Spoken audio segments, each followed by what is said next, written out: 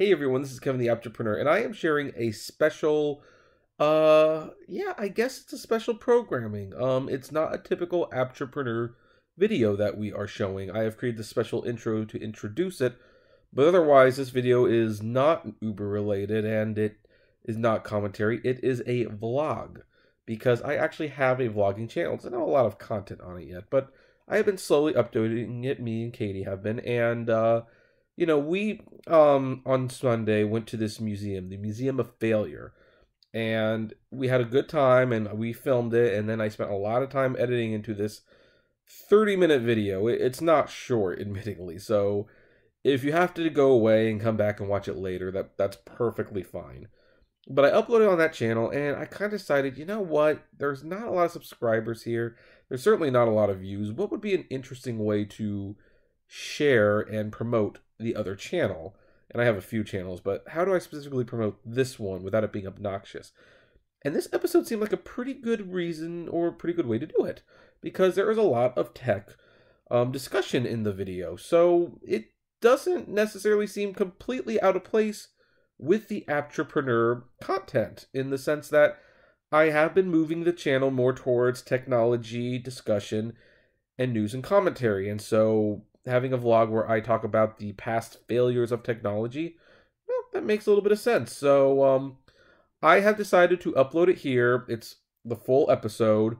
If you like more, you can click to the channel link below and subscribe to that channel. That's where future episodes will be going. And admittingly, there's some stuff going on over here, so I might need to take a day or two off uploading new videos, so this is kind of like a placeholder, if you will. So let me know how you think of it, and if you really enjoy it, not only would we appreciate the comments and the likes, but the subscriptions on the other channel as well. So thank you for watching, and thank you for understanding. And yeah, here's Date Adventures with Katie and Kevin, our 6th episode, but hopefully not our last. Enjoy. I sometimes look at things like that in LA and wonder, who the heck approved that to be there? Welcome everyone, Kevin the Aspie on YouTube here, and Katie is also with me, which means it is time for another Date Adventures with Katie and Kevin. And here's the thing, today's video is a very personal one in some respects. This channel, as you know, does not have a lot of subscribers, nor does it have a lot of views. Some would say that would make it a failure. But today's date, we are going someplace where failure is actually celebrated.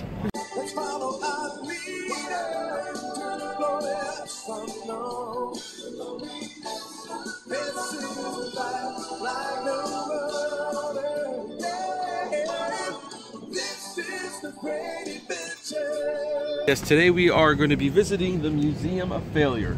Apparently, this is a museum that celebrates the inventions, the innovations, the products, that big things were expected of that did not quite come true. Are you excited? Yes. All right. I'm excited too. Let's go. So apparently this was supposed to end sooner, but it got extended until tomorrow. But tomorrow's President's Day, so we didn't want to be here tomorrow. And we have our tickets, so let's enjoy the museum. And this is the man who made it happen.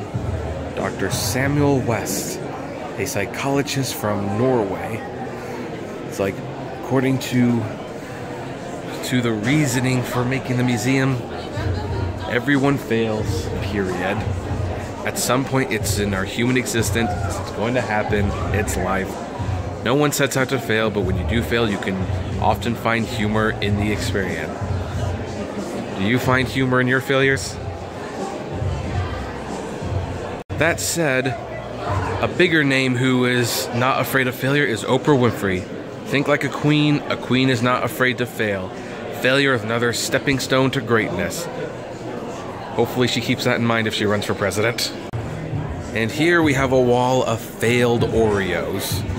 Let's see here, we have the regular Oreo, but here's a winter Oreo and a birthday cake Oreo.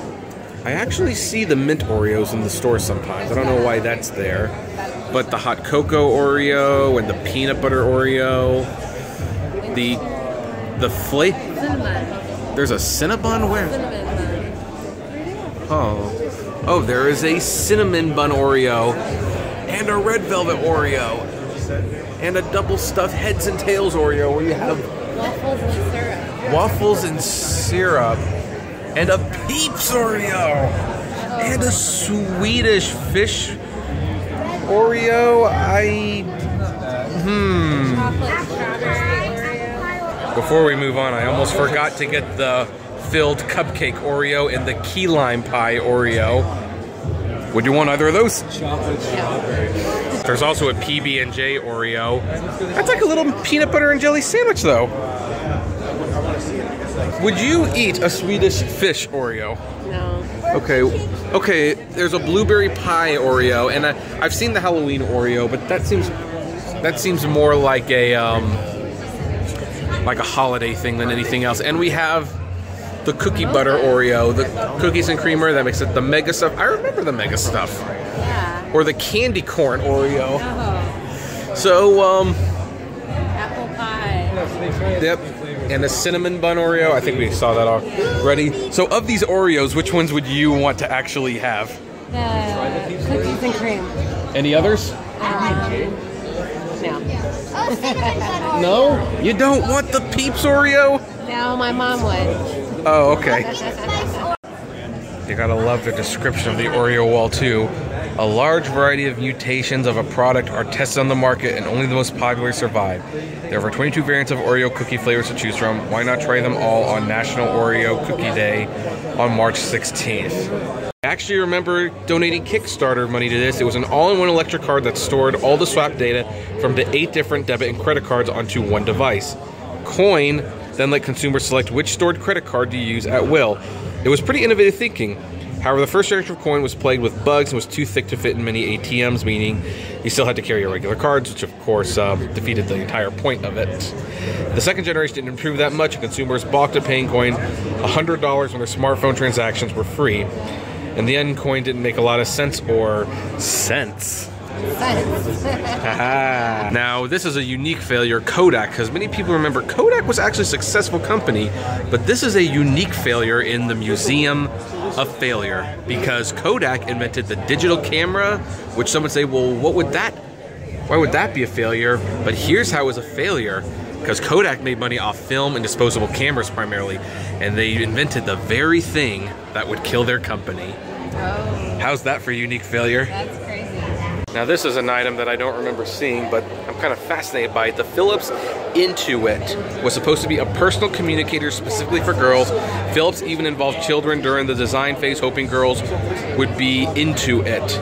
Featuring a touch-sensitive display, pen input, infrared communication audio outputs, Intuit apps included a weekly calendar, alarm clock, and photo album. Would you have gotten that thing? No. Now for something near and dear to my heart, the Virtual Boy, Nintendo's biggest failure of a system. You have seen many online YouTubers making videos about this machine, including the Angry Video Game Nerd. And I actually remember playing this at a KB Toys for 10 minutes, and it hurt my eyes. Because what would happen is you would put the device on your head and you would see video games of black and red. Now, how appealing does that sound? Not very appealing. Yes, but it had a 3-dimension thing, so things would come at you. Ooh, that's kind of cool. But it was red and black. Also on the video game wall is the Nokia N-Gage. This was their attempt. Believe it or not, there was a time when N-Gage figured that portable gaming would be the future, but so would cell phones. So they made a portable game device that actually played video games. Oh my goodness. Now, nobody liked this at the time, and nobody liked that it cost like $350. And what ultimately killed this thing was the smartphone itself. Because you can play all these games on the smartphone for free and have a cell phone that doesn't feel like what they dubbed to be a taco at the time. Interesting. That is the Power Glove. It is a device that needs no introduction, but for those who might not be aware, it was kind of a predecessor to the Wii, motion control gaming. And it is most famously known for having a very iconic scene with Lucas in the cult 80s classic The Wizard. Katie, do the scene from The Wizard.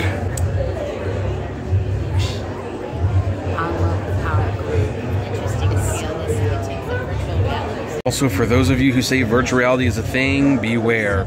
The VFX-1 headgear came out in 1995 for $700. It didn't catch on. Not a whole lot of a price difference with the PlayStation VR and Oculus Rift.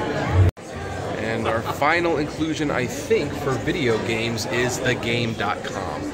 Tiger Electronics was a late 90s producer of low-budget gaming devices. I'm sure you all know what they are. Those were those little electronic devices that, you know, they were very limited, but they were like 15 bucks, so compared to nothing, it was good. But the GameCom actually had cartridges and a stylus and could do emails and stuff. However, it was sadly not a success. Did you ever hear of the GameCom? I never did. Do you ever remember playing with the Electronic Tiger games? Electronic Tiger games. Yeah, that's from their creator. Oh, okay. And this is one I was not aware of. This is called Phone Fingers. Don't you just hate getting finger smudges on your smartphone all the time? Said a developer from Austria. Phone fingers are little finger condoms you put on to avoid those annoying fingerprints. Or the screen. Maybe they were a way of promoting safe text. There they are. Would you use No. Your phone has an advantage though. I mean, see, plastic safe screens. That's all you need. Now, I actually remember having this thing, the Easy Squirt Ketchup. This was ketchup that came in different colors. Now, of course, they all tasted the same, but the color made the food look weird. Can you imagine eating a cheeseburger with purple and green ketchup on it? No? I didn't think so. And starting our soda well, Katie, that's one for you, Coca-Cola Black. Why not get your Java Jolt with a side of cola? The beverage aimed at adult consumers, more specifically over 30 savvy, sophisticated achiever. Coca-Cola spent 2 years developing the soda coffee combination. So that was coffee with a little bit of Coca-Cola in it. I don't know about that one. Oh, you're such an avid coffee drinker, though. No. Are you not saying you're not a little bit interested in that? Not with Coke. Now, this is an interesting addition because Crystal Pepsi technically was a failure. It was a quick success, then it was a failure, and then they discontinued for years, but it actually has come back twice. In fact, I remember when you and me made a video where I just bought a bunch of them. That's true. So, From Big Lots. from Big Lots, yes. It wasn't even that long ago. It was like 4 months ago. Yeah. So, Crystal Pepsi's inclusion is a little interesting. What's not quite so surprising, though, is Orbits. As you can see, Orbits was a sugary beverage that had little small edible balls of gelatine, which were suspended in a drink by gelatin gum. Adding to the deliciousness, our northern friends from Canada concocted unique flavor combinations hoping to increase their appeal: pineapple, banana, coconut cherry flavor, or blueberry, melon, strawberry. Little did they know their texturally enhanced alternative beverage would be compared to a portable lava lamp. It would turn off even the most adventurous of consumers. So here's an interesting thing. Knowing that that's edible, would you have given it a try? Probably not. Probably not. Okay. And the final thing on the wall of soda is New Coke. Oh my gosh, it's a full can of New Coke. Hold my hand, Katie. Hold my hand. Thank you. I need to make sure that I don't steal that thing. But New Coke, yeah. That was when Coca-Cola famously decided to change the Coca-Cola formula, and it did not work out. And before long, the original Coke was brought back under Coca-Cola Classic, which is what Coca-Cola Classic meant for years. You holding onto the hand? Okay, hold it. Hold it. This is actually the most recent edition, 2016. I actually remember this as a failure. This was a big Kickstarter game, I believe, where they announced a massive world that could take years to actually play. In fact, Wired Magazine called No Man's Sky the most hyped indie title in history gaming. But it's like the game received much praise on the technical achievements of the general universe, which contained 18 quintillion unique planets for players to explore. Trouble was they were boring, gameplay was lackluster, the graphics weren't polished, and the story was repetitive. Besides that, it was a ton of fun, though. So, the thing is, you can still buy this game, but it definitely failed. And I remember this, the Arch Deluxe. Now the funny thing about the Arch Deluxe is they are actually bringing it back. Yes, they are bringing it back. It's going to become under a new title, but they are bringing the Arch Deluxe back. But do you know how much money they spent making and marketing this burger? Reportedly somewhere between $35 to $80 million. Just to design and market a burger. That's crazy. And the funny thing is they made this burger to appeal to adults because McDonald's was getting too much of a reputation as being a kids restaurant. You are such wonderful parents. There aren't enough choirs to sing your praises, not enough stone to carve a worthy monument. So let's go to McDonald's to celebrate you. You really want to get to McDonald's today? 2 words. Arch Deluxe? Care to join us? Introducing the burger with the grown-up taste. McDonald's Arch Deluxe. I'm sure adults will be buying the next one. Ultimately, people complained that it was just a Big Mac with a different sauce. Probably. Over on this side, where the light is blocking, is the mini disc. This was a digital audio format, worked just like a CD, only was smaller and more convenient. Sony expected great success with the mini disc, but record companies didn't really adopt it, which led to a lack of availability. The mini disc also competed with the cheaper recordable CD. In the late 1990s, MP3 players killed the struggling mini disc.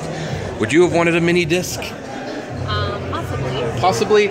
Yeah, you know, the funny thing is I think this is something that people think it's cute, so they would probably be willing to give it a chance. It just didn't gain widespread popularity. Speaking of MP3 players, not all of them are success. The Microsoft Zune was a huge, huge failure. It went to compete with the iPod and came too late to the game. Interestingly, it was not a bad device. It's actually a very good device. It just came a little too late to make a market. However, it will live on in Guardians of the Galaxy Volume 2. Woohoo!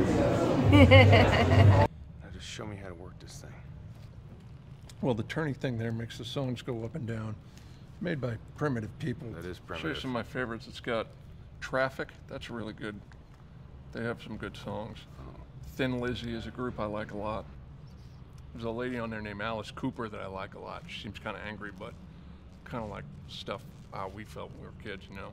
For those of you who say that DVDs are inconvenient, this is a Laserdisc. It is the size of a vinyl. This is what we were watching movies on before DVDs. People thought that this would be what would kill the VHS market, but they were really expensive, they were really bulky, and it just did not work. And then when DVDs came along, it was really dead at that point. Now, this is a little deceptive because the Atari was actually very successful. So why is it in the Museum of Failure, do you think? I don't know. It's because the game was a huge failure. In fact, this game is what it was credited as single-handedly destroying the video game market until Nintendo revived it with the NES. Hey, Nintendo. Yep. But before then, Atari was doing good, but E.T., they actually made more games of this than they did systems. A lot of these games ended up being buried in a desert in New Mexico, and they recently dug them all up a couple of years ago. Oh my goodness. Now with our next format, this is what I find a little interesting because this is DivX. Now what this is this is a movie on a disc. And what would happen is the DivX machine had a modem in it so that you would buy like this for like $5, and when you activated it, you could watch the movie for 48 hours. After that, you would need to pay the studio $3 every time you wanted to watch the movie again. And people hated this because it was taking ownership out of their hands. What's really interesting is that DivX in a way has come back through on-demand streaming services like Amazon and iTunes, where people now do pay to watch movies multiple times. They pay every time, but at the time people thought that was like intrusive and it took away way too much money. But now, like some 20 years later, we seem to be willing to let DivX in under the home, under the same concept, just a different name. Obviously, the Titanic could be considered a failure as well. Not a failure in technology, but in humankind. This was the famous shipware that was too big to control, and it ultimately sunk, killing. How many people did it kill? It doesn't say, but it was a lot. It was definitely a lot. Before there was DVD, Laserdisc, there was VHS and Beta.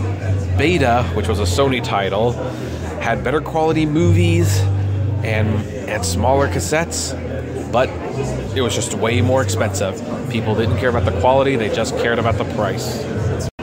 Now the DeLorean. I've seen the DeLorean somewhere. Where have you seen it?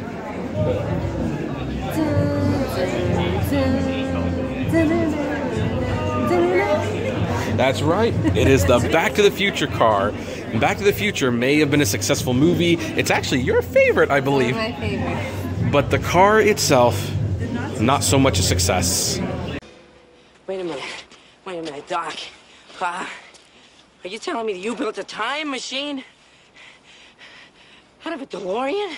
There is a candy here, and I want you to look at the candy and tell me what you think went wrong with it. Oh, yeah. Yep. AIDS. Rolls right off your tongue. Hey, do you want to have some AIDS?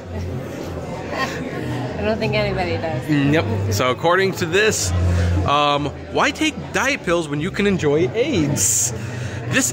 That was actually from the commercial. They advertise AIDS as a great way to lose weight. Little did they realize that in a few years, the AIDS epidemic would spread, and all of a sudden, eating candies called AIDS to lose weight wasn't so appealing. I bet you she regrets advertising AIDS as a great way to lose weight. What museum of failure would be complete without TV showing commercials advertising the failed products? Also, apparently there was a tampon they screwed up. Now this, I wonder if it's a little misleading because the Nook is actually still sold in Barnes & Nobles. Granted, it is sold more as a Samsung tablet than as a standalone Nook, but I actually have the Nook. I like it better than the Kindle, but you know, when it comes to Barnes & Noble and Amazon, who you gonna pick? Probably Amazon. But not me. I still like the Nook better. And the second wall for innovation includes the Apple Newton.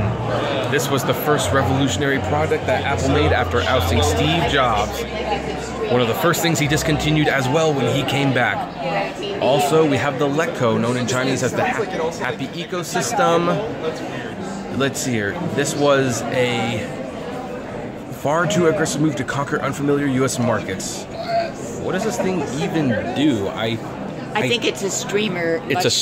I think it streams like when we do like DirecTV and streaming. Oh, that's my guess. Don't quote me on that. Oh, that would make sense. It has Dolby. It has the inputs. It has the Looks like it. This and was it looks like it had like an iPod and I don't know. Yeah. Look. Well, it was a nice attempt though. And the funny thing is, actually, my parents owned this. The Facet calculator. But I think smaller calculators were becoming cheaper, and not everyone needed a receipt. So, however, one of the more recent additions, the Google Eyeglass. Apparently, wearable technology just wasn't there. There's ones for my brother, the mobile ESPN. The mobile and ESPN combination promised to fill the hearts of the sports fans with the nirvana of sports all the time in the palm of their hands. I think we know what happened there. Smartphones. And oh my gosh, can't believe I can hold this. It's an Apple Pippin. This was Apple's attempt to get into the video game market, and it was a huge failure. It did a little better in Japan. This and the Apple Newton were the first things Steve Jobs discontinued when he came back to Apple. Also, this thing sits next to the Microsoft Kin, which was a mobile phone, and the Twitter Peak. And you want to know what the Twitter Peak was? It was a device that you hooked up to Twitter, and you could tweet all day on it. Why do you think that didn't catch on? People were tired of people tweeting. Well, that's now, but why do you think that didn't succeed at the time? What? The Twitter smartphone app. Oh, that's true. Another failure was the HD DVD.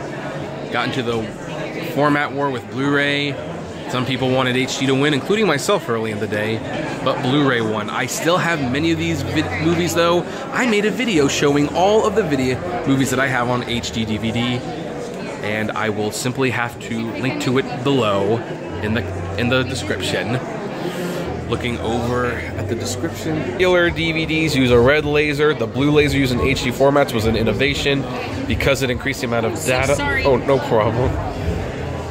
Could hold Toshiba's format competed with Sony's Blu-ray disc. During the high-definition war, both sides fought to convince film studios, retailers, and consumers that the technology was the best choice. Toshiba was the first to market, was less expensive, and had support from Microsoft and Intel. Not to be outdone, Sony included a Blu-ray player in the popular PlayStation gaming console. In the end, Toshiba failed to get enough support from the major film studios and retailers and lost almost $1 billion. I own Bourne Ultimatum, Bourne Identity, American Gangster. Those are what I own on HD DVD myself, personally. Oh, so Katie, how would you have loved to have had a doll like that? Why do you think that didn't succeed? Scary. Any other reason? Looks creepy. Okay. Jeez, even the ads scare me. A mild curiosity, the lifesaver holes. These were basically the holes in the lifesavers.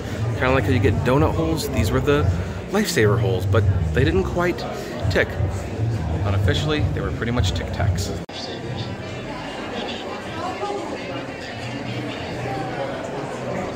So Katie, you know how you like to carry music around on like your iPhone and everything and how portable it is? Yeah. What would you think about carrying around a portable vinyl player? No way. You don't even want to think about a little? No. Not at all. That doesn't look convenient at all? No. Oh. It wouldn't even fit my purse. It would not fit my purse. Are you sure? I'm sure. I will say it is very nice to see an Amazon product in this thing, the Amazon Fire Phone. Take that, Amazon. You can't control every market you're in. I don't know if the XFL should be in here because it's actually coming back later on. I think they're relaunching it later this year, so I guess we'll see if this remains a failure for much longer. It's sad to see Blockbuster in here. It's also sad that they couldn't get a Blockbuster VHS, but Blockbuster was the place to go. And, well, once Netflix came around, it was pretty much all over in a very short amount of years. Also, they are celebrating some box office failures. I would have liked to see movies like Cutthroat Island and John Carter and Mars Needs Moms up here. Although the ultimate box office failure, I think, would be The Iron Giant, which was critically beloved, but nobody saw it. I've never even heard of these ones. The thing about title music is that it's still around. I don't think it was the hit people want to be, but it's still around. Obviously, there's really not much of a visual representation for it. Sorry about that, guys. Now, what's interesting about this one is that this seems like it should not be a failure. This is a beautiful car. Although the problem might be that it's too long.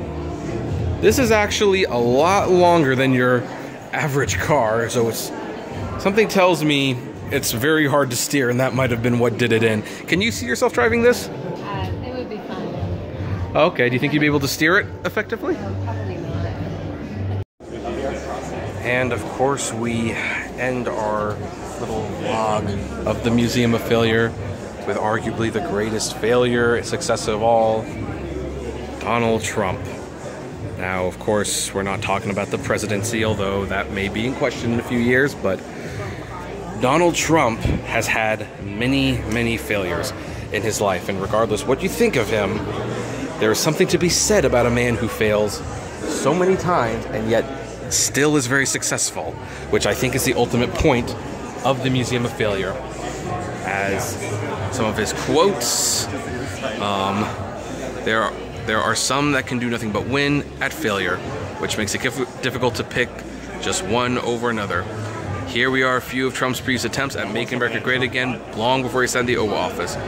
Trump vodka. The Trump vodka did not succeed. Also, Trump ice, which right there, basically, it's bottled water. Trump Entertainment Resorts, that didn't do very well. Trump University, that failed. Trump the Game. Yep, there is a Trump the Game. Goes with the dollar bills that was in it. The Trump Shuttle. I don't see anything in there for the shuttle. Trump Steaks. He wanted to raise the stakes on steaks. Oh, yep. There's for Trump University, so, yep. Here's the thing, you can have all these failures and still be President of the United States. How's that for inspiration? That's good inspiration. And apparently, these are suggestions for other things that people consider failures in life, like letting heroin ruin my life for 10 years. Bitcoin. I bought fake Taylor Swift tickets, rip off $300. Buying real Metallica tickets on Craigslist, drugs, eating some girl's entire lunch before noticing it wasn't mine. Causing a police investigation report. My kindergarten teacher tied me up, she didn't. Yep, false accusations are around back then. We have middle school, the photo booth not working, the 1998 Godzilla movie featuring Ferris Bueller, the McLean Burger. Let's see here, chasing a girl for 7 years. There's a lot of Bitcoin failures on here. I'm gonna have to add something. And well, that's a good place to end our tour of the Museum of Failure. How did you enjoy it? I liked it a lot. You liked it a lot? Did it surprise you that you enjoyed it? Yeah. Who would have thought a bunch of failed things could be so amusing? Yep. Now, my question is, did you see anything in there that you would have loved to have actually seen stick around? The DeLorean. The DeLorean, yes, me too. I also would have liked to see Blockbuster stick around, but I know it's not very practical anymore. I personally would have loved to have seen the mini discs actually take off. Can you imagine if mini discs had caught on? We'd be buying CDs that were like this big and we could still rip the MP3s. Yeah, that would be kind of cool. That would have been fun. Yeah. Anyway, folks, that's where we're going to end it. This is Kevin, your Ask Me on YouTube. Comment below. Have you been to this museum? I'd love to know. Like, favorite, share, subscribe. If you enjoy the videos we make, consider becoming a Patreon member for a little $1 a month. Every little bit helps, and we can go on more adventures like this one for you guys. And as always, flame responsibly. Have a good one.